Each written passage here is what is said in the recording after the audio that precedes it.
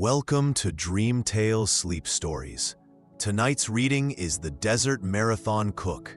Settle into your bed or sofa and let your shoulders, jaw, and eyelids grow heavy. Inhale slowly, 1, 2, 3, and sigh the air away, allowing the day to fade into quiet dark. With every soft inhale, you invite fresh English phrases. With every gentle exhale, stray thoughts drift farther off.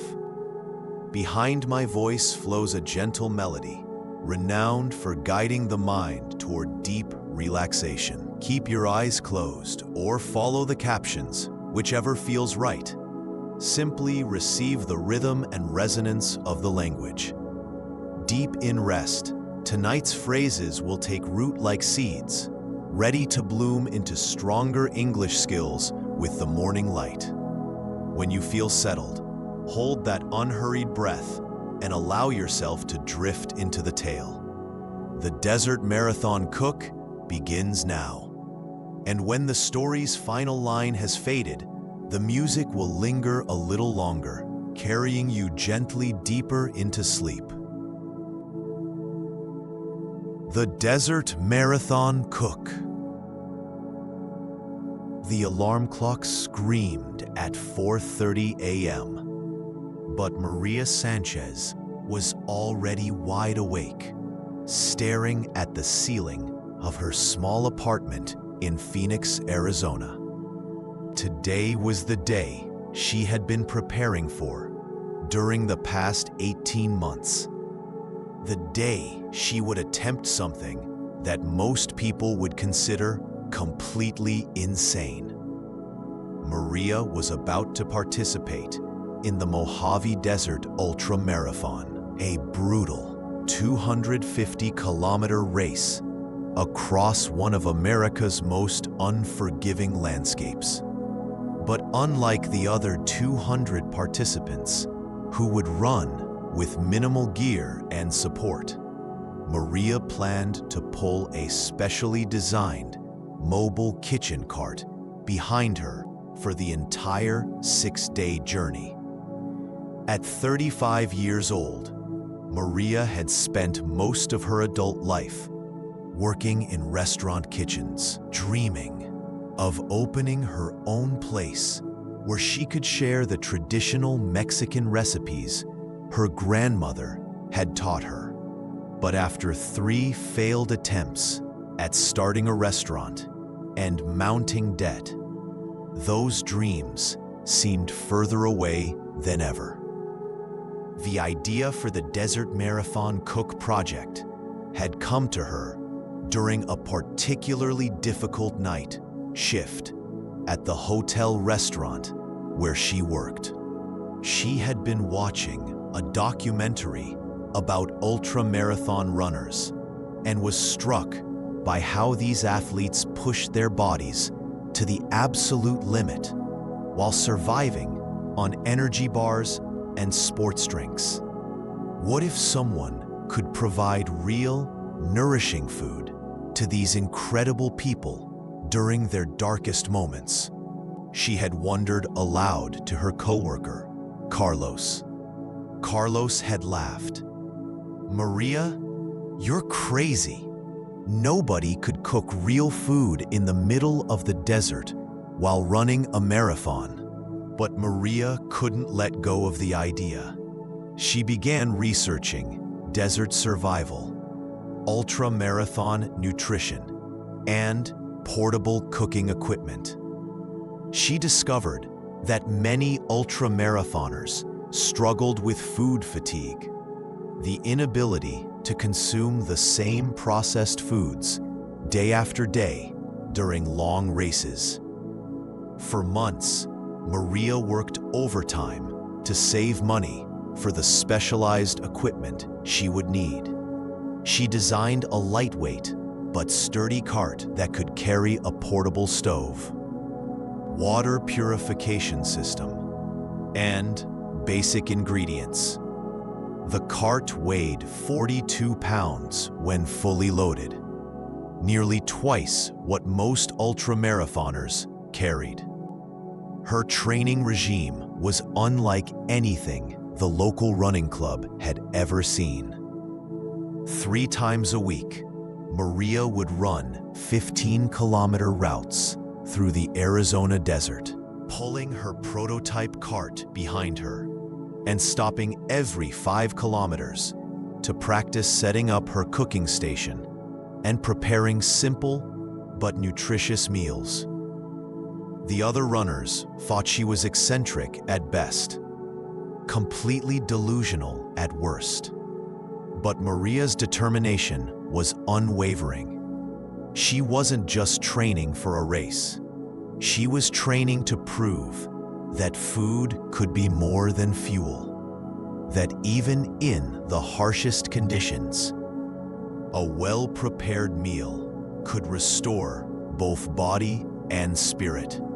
Now, as she sat on the edge of her bed, looking at her race packet and bib number 157, Maria felt a mixture of terror and excitement that made her hands shake slightly. She had quit her job the previous week, using her final paycheck to cover the race entry fee and travel expenses. This wasn't just a crazy adventure anymore. It was her last chance to find a new direction in life. The race would begin at sunrise in Barstow, California, and finish 6 days later in Las Vegas, Nevada. The route would take the participants through scorching desert valleys, over rocky mountain passes, and past abandoned ghost towns. Temperatures during the day could reach 115 degrees Fahrenheit, while nighttime brought freezing cold and howling winds.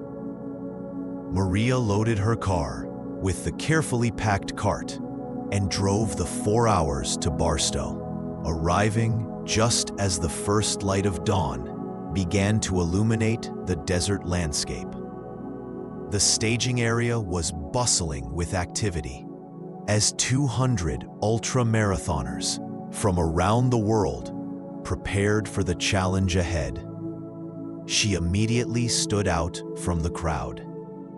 While other participants tested their lightweight running packs and checked their GPS devices, Maria was assembling her mobile kitchen and organizing containers of spices, dried beans, rice, and dehydrated vegetables. "Excuse me, are you sure you're in the right place?" asked a lean, bearded man in his 50s who was stretching nearby. "The camping area is over there." "I'm Maria Sanchez, participant 157, she replied, showing him her race number. "This is my kitchen." The man's eyes widened as he took in the cart with its compact stove, water containers, and food supplies. "You're planning to cook during the race?" "Not just cook," Maria said with a smile. "I'm planning to feed anyone who wants a real meal. My grandmother always said that good food could heal anything, even a broken spirit." Word spread quickly through the staging area about the woman who was planning to cook her way across the desert. Some runners were intrigued, others skeptical, and a few openly concerned about her safety. Dr. Jennifer Walsh, the race's medical director, approached Maria with a serious expression. "I've been told about your unique approach to this race. I need to make sure you understand the risks you're taking. That extra weight will put enormous additional strain on your body." "I understand, doctor," Maria replied. "I've been training with this equipment for over a year. I know it won't be easy, but I believe what I'm doing is important." Dr. Walsh studied Maria for a long moment, noting her calm confidence and the obvious quality of her preparation. "All right, but I want you to check in with me personally at every aid station.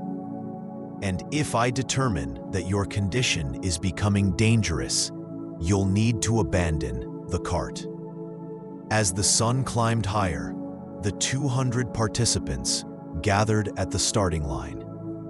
The race director, a weather-beaten man named Mike Torres, who had completed this route over 20 times, gave the final safety briefing. "This desert doesn't care about your training, your experience, or your motivation," he said, his voice carrying across the silent crowd.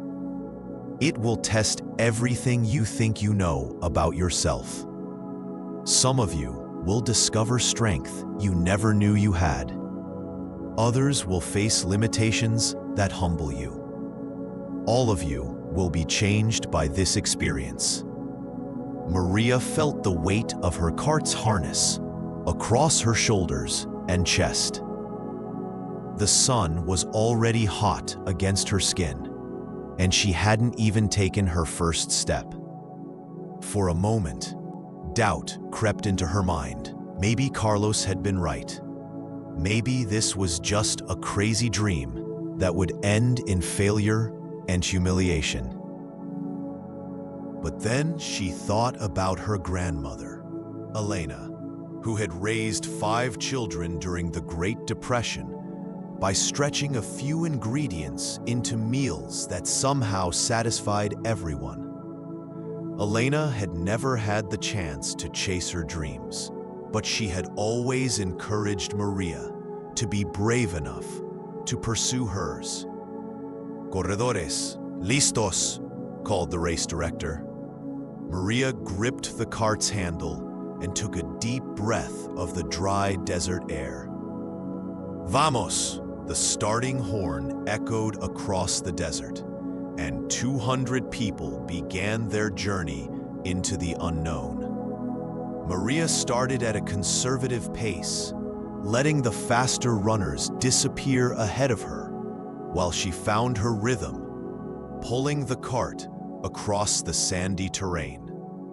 The first day's route covered 45 kilometers through a series of rolling hills dotted with Joshua trees and desert scrub. The temperature climbed steadily, reaching 108 degrees by midday. Maria had planned her first cooking stop for kilometer 20 at a small oasis where runners could refill their water supplies.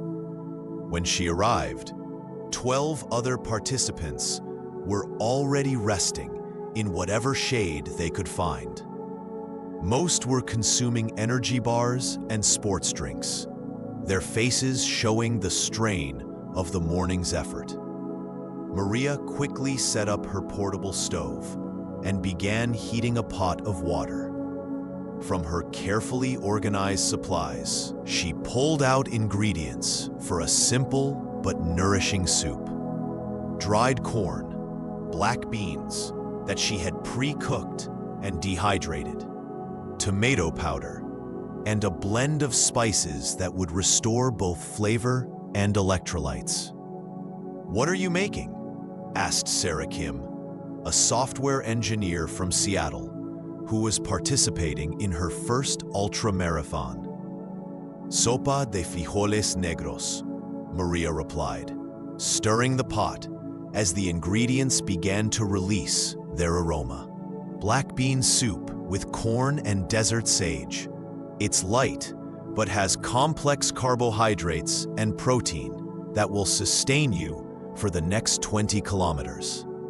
As the soup simmered, more runners gathered around Maria's makeshift kitchen. The smell of real food cooking was irresistible after hours of processed energy bars and sweet drinks. "How much do you charge?" asked James Morrison, a veteran ultramarathoner from Australia. "Nothing," Maria said. "I'm here to share food, not sell it." She ladled the soup into lightweight cups that the runners could keep, adding a sprinkle of lime juice and fresh cilantro that she had managed to keep cool in her ice pack.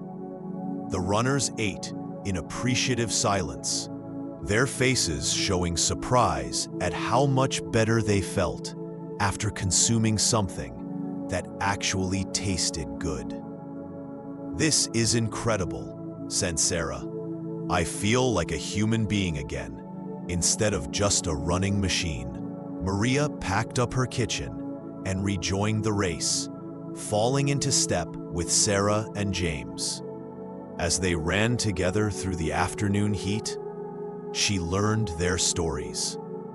Sarah was running to prove to herself that she could accomplish something difficult after a painful divorce. James was attempting to complete ultra-marathons on all 7 continents and had saved this race for last. "What about you?" James asked, as they navigated a particularly rocky section of trail. "Why are you doing this crazy cooking experiment?" Maria was quiet for a moment, considering how to explain something that she was still figuring out herself. "I think food is one of the most basic ways we take care of each other," she finally said. "When someone is suffering, we make them soup.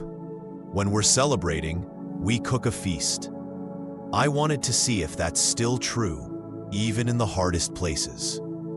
That evening, as the runners set up camp for the night near a dry riverbed, Maria prepared her most ambitious meal yet. Using a Dutch oven that nested inside her cart, she made a hearty stew with lentils, vegetables, and spices that filled the desert air with an aroma that drew runners from across the campsite. By the time she served the stew, over 30 people had gathered around her camp. They sat in a circle, sharing stories and laughing despite their exhaustion. For Maria, this was better than any restaurant opening she had ever imagined. The second day brought new challenges. A fierce headwind slowed everyone's progress, and several runners dropped out due to dehydration and heat exhaustion. Maria's cart acted like a sail, requiring enormous effort to pull through the gusting wind. But at the midday rest stop, she was ready with cold gazpacho made from tomatoes, cucumbers, and peppers that she had somehow kept fresh in her carefully managed cooling system. The cold soup was like salvation to the overheated runners, and word spread back along the trail about the angel cook, who was providing real food. By the third day, Maria had developed a following. Runners adjusted their pace to arrive at rest stops when she was cooking. They helped her set up and clean up, and began sharing their own food supplies to expand what she could prepare. "You've created something special here," said Dr. Walsh during her medical check. "Morale is higher than I've ever seen in this race. People are taking better care of each other." But the desert was far from finished, testing Maria's resolve. On the 4th day, disaster struck. While crossing a rocky wash, one of the cart's wheels caught on a stone and broke. The cart tipped over, spilling precious water and damaging some of her equipment. Maria sat in the desert dirt, looking at the broken wheel and scattered supplies, and felt tears of frustration mixing with the sweat on her face. She had made it 150 kilometers, but with 100 still to go and a broken cart, her dream seemed over. "Hey, need some help?" called a voice behind her. She turned to see Marcus Chen, a mechanical engineer from Los Angeles, jogging toward her with a small group of other runners. Without waiting for an answer, they began helping her gather the scattered supplies. "I think I can fix this," Marcus said, examining the broken wheel. I've got some repair materials, and if we work together, we can get you back on the trail." For the next hour, the group worked together to repair the cart. They used duct tape, wire, and ingenuity to create a stronger wheel than the original.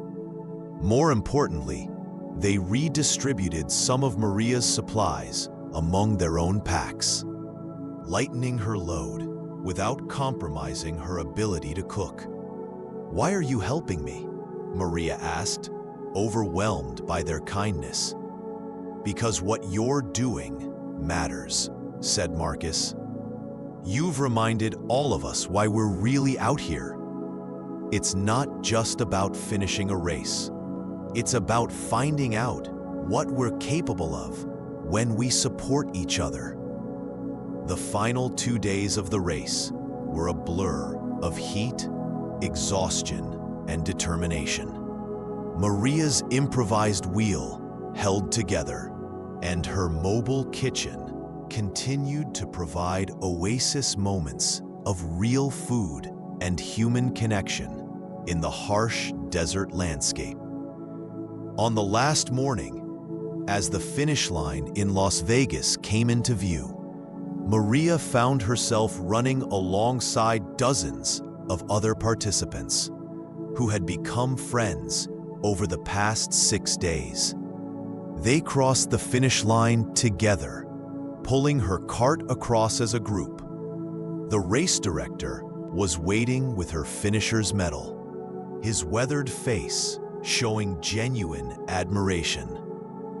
"In 20 years of organizing this race, I've never seen anything like what you accomplished out there," he said. "You didn't just finish this race, you transformed it." Maria looked back at her battered cart, thinking about everything that had happened over the past 6 days. She had started this journey hoping to prove something to herself, but had discovered something much more valuable. Food really could heal, connect, and inspire, even in the most unlikely places. 3 months later, Maria opened Desert Spoon, a small restaurant in Phoenix that specialized in the kind of simple, nourishing meals that could restore both body and spirit. But every few months, she still loaded up her cart and headed out to support other endurance events, continuing to share the lesson she had learned in the desert: that taking care of each other is the most important race we'll ever run. The walls of her restaurant were covered with photos from that first desert marathon. Images of tired runners smiling over bowls of soup, of sunset dinners shared in the middle of nowhere, of the cart that had carried more than just cooking supplies across 250 kilometers of unforgiving landscape. And in the center of it all was a simple handwritten sign that her grandmother Elena would have understood perfectly: "Good food heals everything, especially broken dreams."